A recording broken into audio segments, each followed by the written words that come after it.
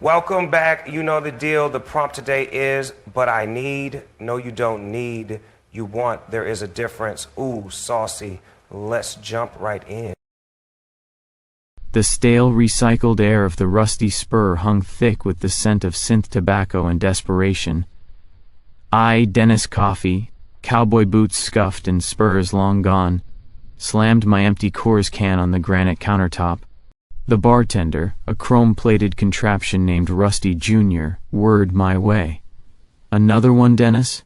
You're gonna short-circuit your liver before you hit 40. 40's for sissies, Rusty Jr., I growled, my voice raspy from years of whiskey and cigarettes. "And my liver's tougher than your damn plating." He just beeped and dispensed another can. Here in Neo Amarillo, circa 2242, things were shinier, faster, and somehow, a whole lot grimmer. The sprawling oil fields had dried up a century ago, replaced by algorithmic farms that stretched to the horizon, churning out nutrient paste for the masses. We were all just cogs in the machine, fueled by cheap beer and cheaper thrills. I cracked the can, the hiss a familiar comfort. Whiskey was my go-to, but I was trying to cut back, trying to fool myself into thinking I could change. The lie tasted metallic on my tongue. That's when the suit bumped into me. He was a clean-cut fella, probably just off the maglev from Dallas, with his slicked-back hair and a datapad practically glued to his hand. He hadn't seen me, too busy staring at the digital ether. He sent my beer flying, splattering across the countertop and patrons. "Whoa, sorry about that, friend," he stammered, his face reddening. "Let me get you another one." Something snapped. It wasn't just the booze, though that didn't help. It was the years of frustration, the feeling of being trapped, of being a relic in a world that had no use for a man like me. It was the quiet, gnawing emptiness that no amount of alcohol could ever fill.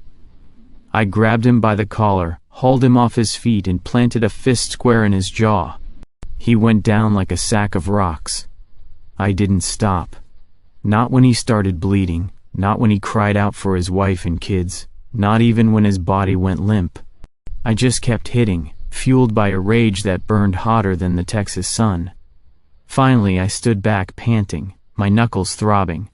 I don't know how anyone would be able to identify the poor bastard. The bar was silent, except for Rusty Jr.'s low hum. I looked at my hands, slick with blood.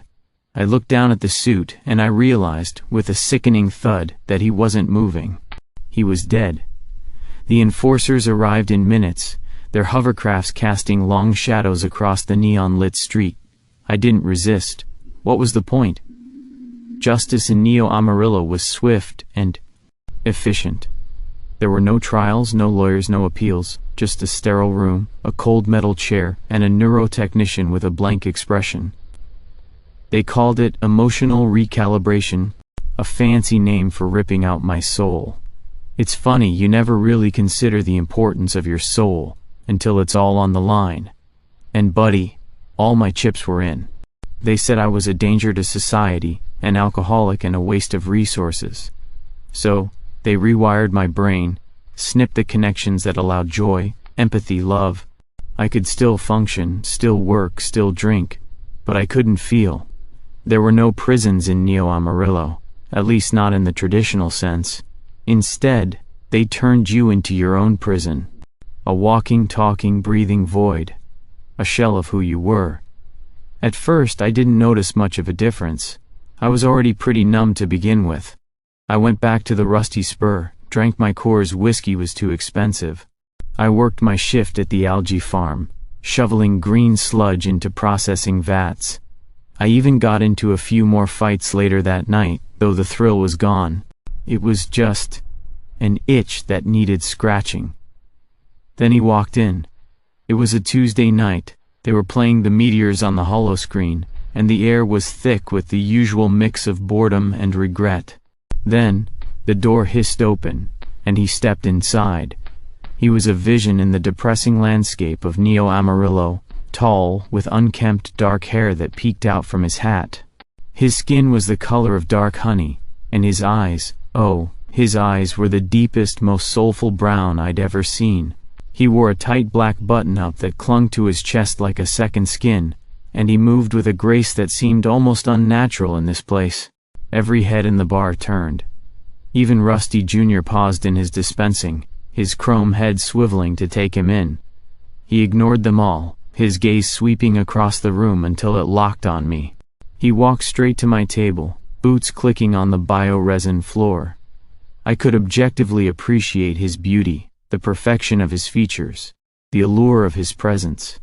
But inside, nothing, just a hollow echo where my heart used to be. "Dennis Coffey?" he asked, his voice a low, husky whisper. I grunted. "Who's asking?" "My name is Jesse," he said. "I need your help," I snorted. "Help? Pal, I'm about the last person in this godforsaken town who can help anyone." "I know what they did to you, Dennis," he said, his eyes softening. "I know about the emotional recalibration." The words hung in the air, heavy with unspoken meaning. I felt a flicker of something, maybe curiosity, maybe something else I couldn't quite name. It was faint, almost imperceptible, but it was there. "So," I said, trying to sound indifferent, "what's it to you?" "I can help you get them back," he said, his voice barely a whisper. "I can help you feel again." That was all it took. A sliver of hope, a promise of something lost and desperately yearned for. It was enough to ignite a fire in the desolate wasteland of my soul. I jumped up, my chair scraping against the floor. "All right, Jess," I said, my voice hoarse. "Let's talk." What followed was a wild goose chase. A descent into the underbelly of Neo Amarillo, a world of black market neurosurgeons, shadow brokers and forgotten technologies. Jesse was my guide, a gorgeous enigma with connections I couldn't fathom. He told me about a legend, a whisper among the disaffected, a rogue scientist, exiled for his radical experiments, who had developed a way to reverse the emotional recalibration. He supposedly lived somewhere in the desolate outlands, beyond the algorithmic farms, beyond the reach of the enforcers. The journey was brutal. We dodged patrols, outsmarted bounty hunters, and navigated treacherous landscapes. I fought, I stole, I lied, all the things I used to do, but with a new purpose. A purpose that wasn't just about survival, but about reclaiming something that had been stolen from me. And as we traveled, I watched Jesse risk his life for me. I saw the compassion in his eyes. Something began to stir within me, a faint echo of the emotions I thought were gone forever. Finally, after weeks of relentless pursuit, we found him. Dr. Eris Thorne, a frail, wizened man surrounded by a chaotic jumble of wires, circuits, and flickering screens. He looked like he hadn't seen sunlight in years. He listened to our story, his eyes gleaming with a mixture of curiosity and skepticism. "The emotional recalibration is considered irreversible," he said, his voice raspy. "The damage is too extensive." "You can do it, doctor," Jesse pleaded.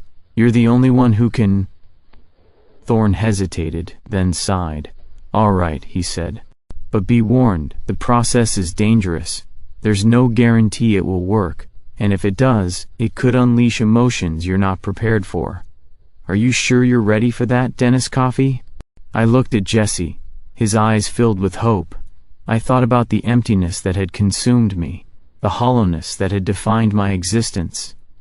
And I knew without a doubt that I was ready. The procedure was agonizing. Thorne hooked me up to his machine, a contraption of scavenged parts and stolen technology. I felt currents of electricity coursing through my brain, rewiring neural pathways, reawakening dormant connections. Memories flooded back, fragments of a life I had almost forgotten. My mother's smile, the taste of my first beer, the thrill of riding a bucking bronco. And then, the darkness, the rage, the violence, the regret, the face of the man I had killed. The pain was unbearable, but I held on, driven by the hope of redemption, the yearning for something more.